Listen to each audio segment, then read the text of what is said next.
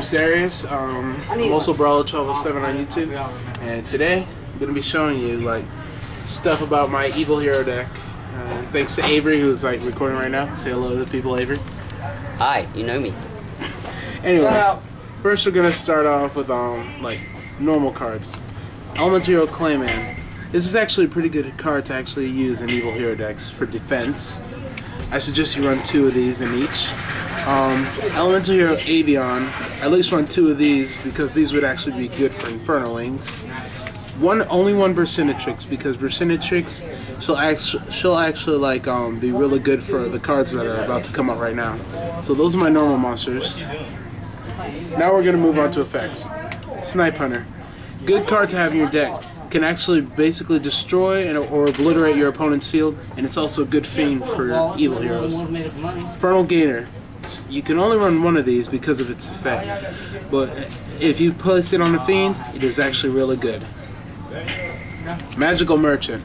Those I at least run 2.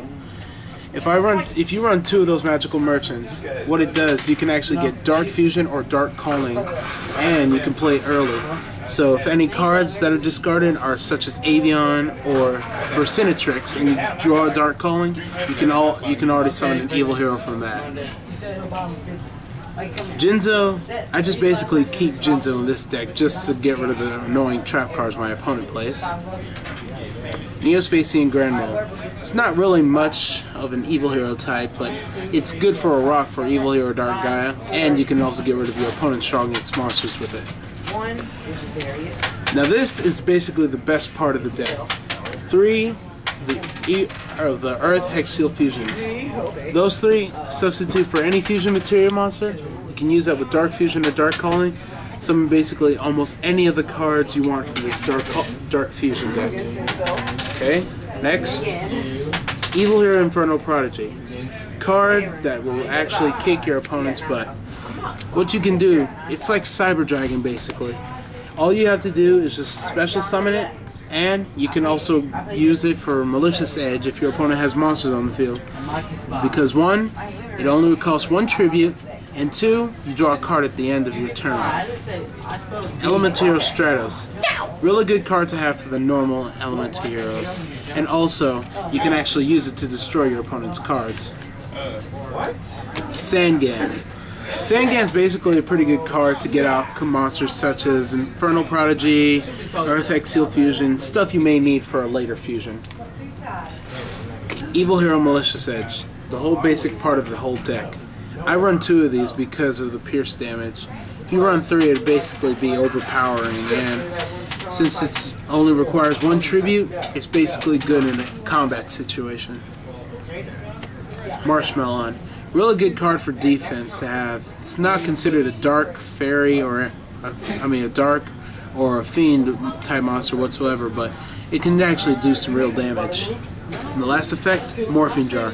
It's a rock. Maybe it may have some low attack, but it's pretty good. So you can discard your opponent's cards, and you can discard your cards as well.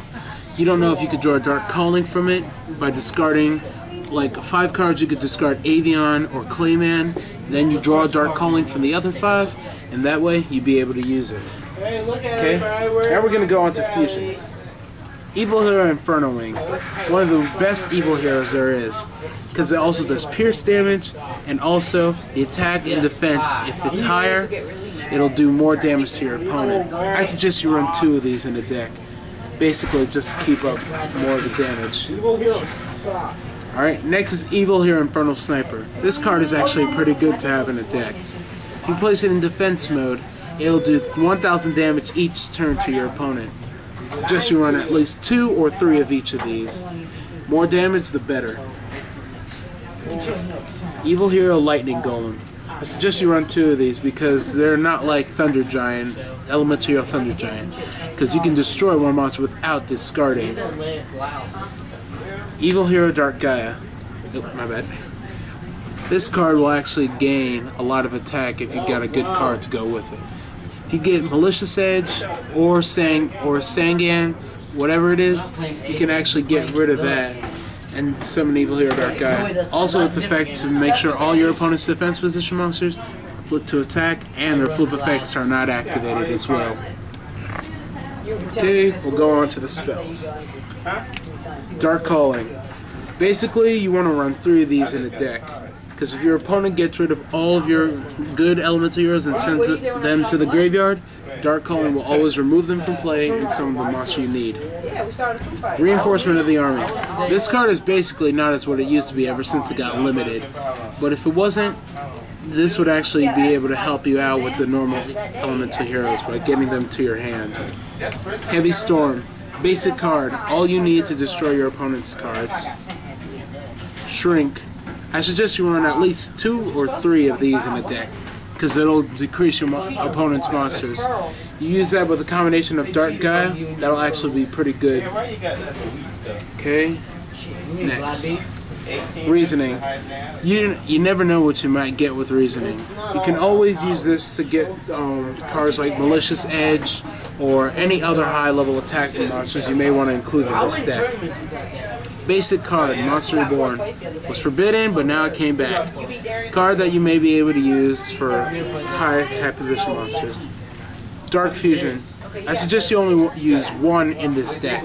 Reason being is because you're going to want to send most of your elemental heroes to the graveyard.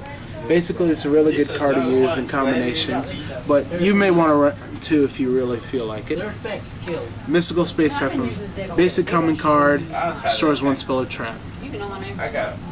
Swords. Another basic common card you may want to have. Your opponents won't be able to attack, so that way you'll have enough time to figure out what you need to do.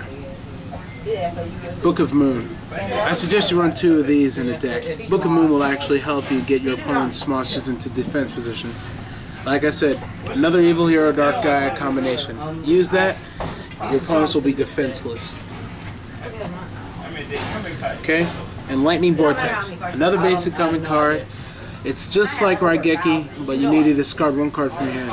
Remember, if you need to discard a card to activate a card, always discard an elemental hero or fusion type if you have a Dark Calling in your hand. Okay, and finally we move on to the traps. My awesome cards to use. You suck! Anyway, Torrential Tribute.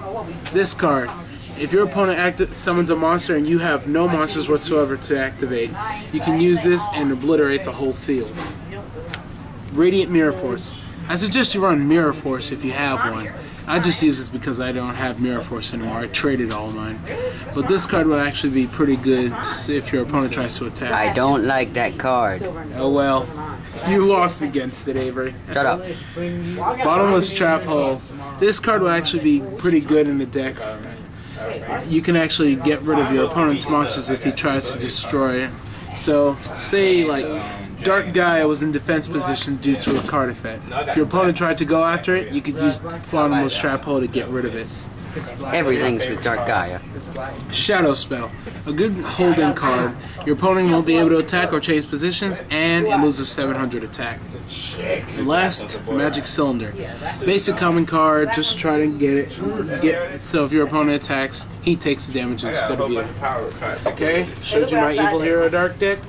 So, go on and make your own. This is Darius. For all the trouble, out.